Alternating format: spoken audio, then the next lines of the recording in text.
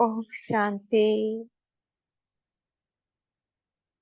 आज का विषय है श्री कृष्ण जी के चरित्र पर और शिव बाबा के चरित्र पर एक नजर है। पहले मुरली से कुछ शब्द लेते हैं।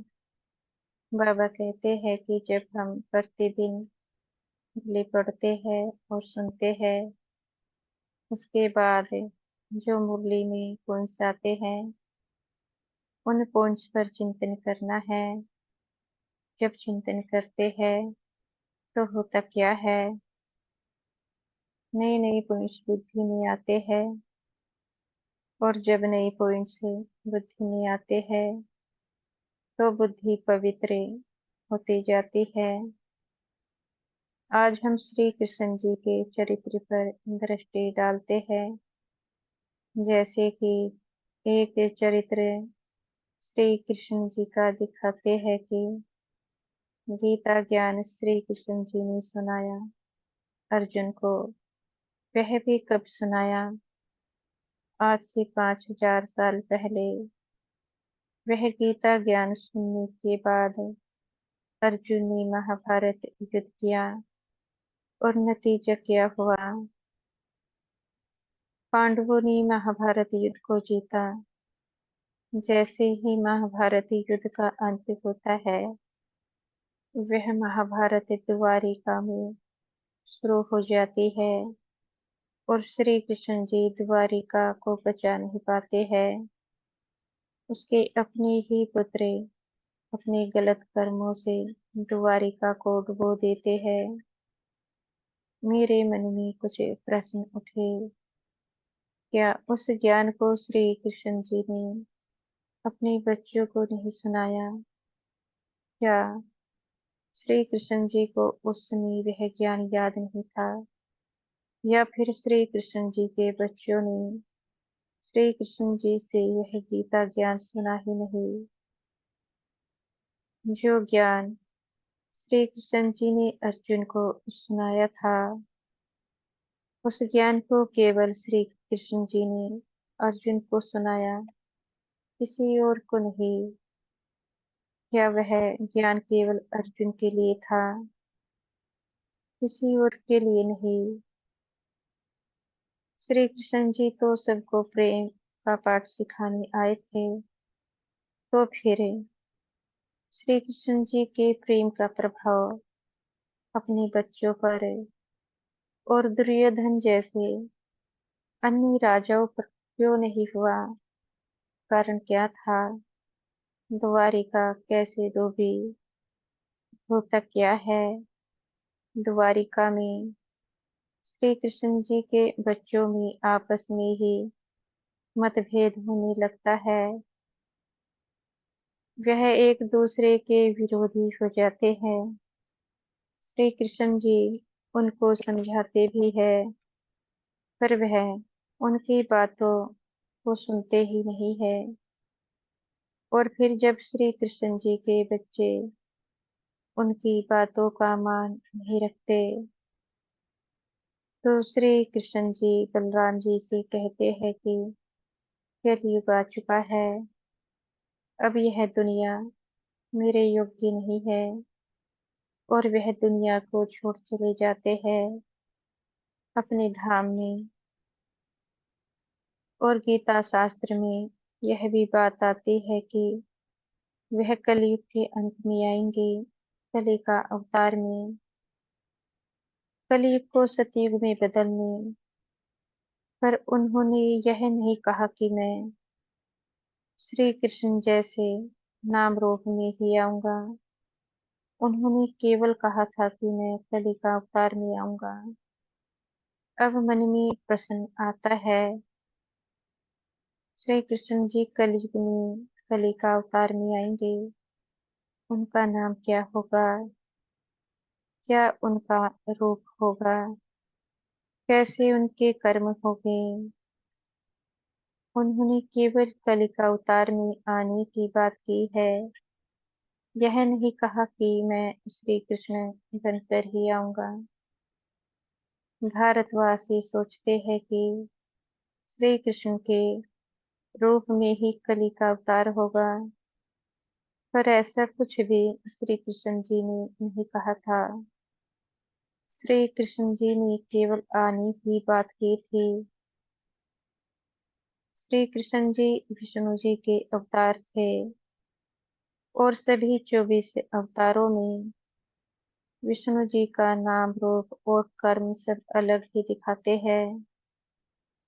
अब इस समय यह कलियुगी दुनिया उनकी पहचान करेंगी कैसे? मन में एक क्वेश्चन आता है कि जब उस समय वह अपने बच्चों को और दुर्योधन जैसे अन्य राजाओं को बुराइयों से नहीं बचा पाए, उनको प्रेम का पाठ नहीं सिखला पाए, तो क्या इस समय वह सारे विश्व को प्रेम की भाषा सिखला सकते हैं? तो क्या इस समय इस संसार को वह बुराइयों से छुड़ा पाएंगे? श्री कृष्ण जी अपने बच्चों की बुराइयों का सामना नहीं कर पाए। अगर बुराइयों का सामना किया होता तो अपने बच्चों के विचारों का परिवर्तन अवश्य करते, अर्थात तभी तो अंत समय में कह गए यह कलयुग आ चुका है, मेरे योग्य नहीं है। तो द्वारिका का कल्याण और श्री कृष्ण जी के बच्चों का और दुर्योधन जैसे अन्य राजाओं का कल्याण तो हुआ ही नहीं, अर्थात उनके विचारों का परिवर्तन। तो सारे विश्व का कल्याण करेंगे कैसे, अर्थात सारे विश्व के विचारों का परिवर्तन। अब मन में विचार आता है कि मनुष्य आत्माओं का परिवर्तन शस्त्रों से हो ही नहीं सकता। वह परिवर्तन तो केवल श्रेष्ठ विचारों से ही हो सकता है। जब तक मनुष्य आत्माओं को बुराइयों का मालूम ही नहीं होता कि बुराइयां है क्या चीज, तो अच्छाई व बुराइयों का पता चले कैसे? इस समय तो इस संसार में बुराइयां बहुत है। हर धर्म में अपराध ही अपराध है। मन में सवाल आता है कि 5000 साल पहले वाली दुनिया श्री कृष्ण जी के योग्य नहीं थी। उस समय इतना अपराध भी नहीं था। तो क्या इस समय की दुनिया उनके योग्य है?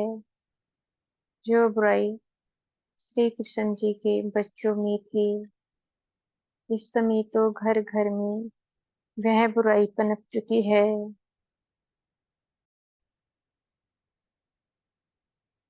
तो वह कैसे इस समय की दुनिया को बुराइयों से बचाएंगे? इस समय वह कैसे इस दुनिया का सामना कर सकते हैं? जब 5000 साल पहले इतनी बुराई भी नहीं थी, आज तो यह दुनिया अपराधी बन चुकी है।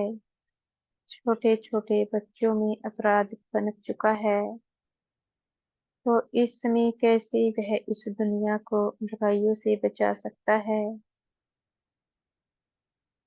श्री कृष्ण जी वह तो भक्तों के भगवान है।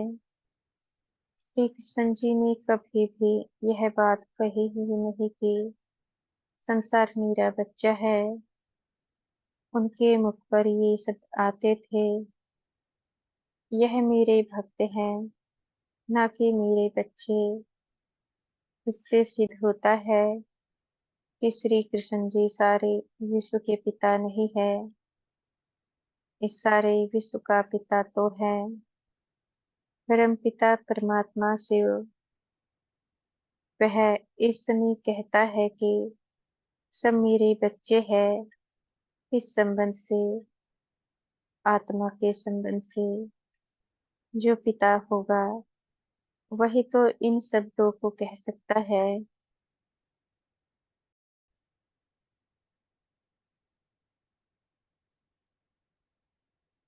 वही अपने बच्चों को कष्टों से छुड़ा सकता है। इस सारे विश्व का बाप तो केवल परम पिता परमात्मा शिव ही है। सभी आत्माओं का निराकारी पिता अर्थात विश्व भर के मनुष्य आत्माओं का पिता, जो सर्वशक्तिमान होगा, अर्थात सभी गुणों से और शक्तियों से भरपूर, वही इसे कलयुग में अवतरित होकर सारे विश्व को बुराइयों से बचा सकता है। और वह तो केवल परम पिता परमात्मा शिव ही है, जो इस कलयुग में बैठकर ही आज गीता ज्ञान सभी को सुना रहे हैं। वह गीता उपदेश दे रहे हैं। गीता उपदेश क्या है?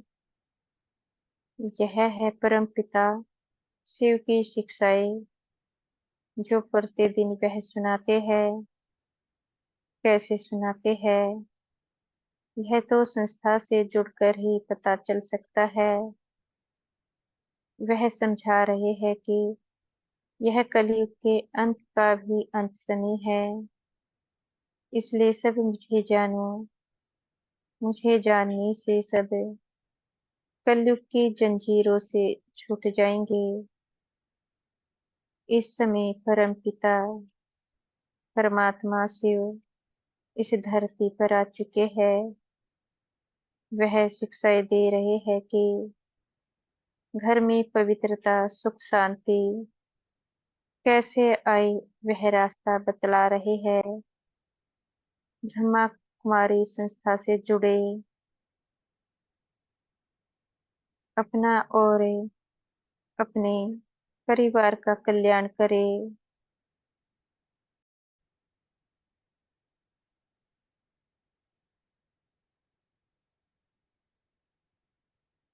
यहाँ पर हर धर्म वालों का स्वागत है। परम पिता परमात्मा शिव, वह आत्माओं के पिता है, ना कि शरीर के पिता। आत्माओं का पिता तो एक ही होता है। इस समय मनुष्य आत्माओं के पिता अपनी डायरेक्ट पालना दे रहे हैं। ब्रह्मा कुमारी संस्था में परम पिता परमात्मा शिव की शिक्षाएं घर गृहस्थ में या अन्य स्थानों पर रहते हुए जीवन को परिवर्तन करना कैसे है, यह शिक्षा प्रतिदिन ब्रह्मा कुमारी संस्था में दे रहे हैं। यह शिक्षाएं हर धर्म वालों के लिए है। परम पिता शिव के बताए गए मार्ग पर जो कोई भी चलता है, उसके जीवन में परिवर्तन होता ही होता है। अच्छा, ओम शांति।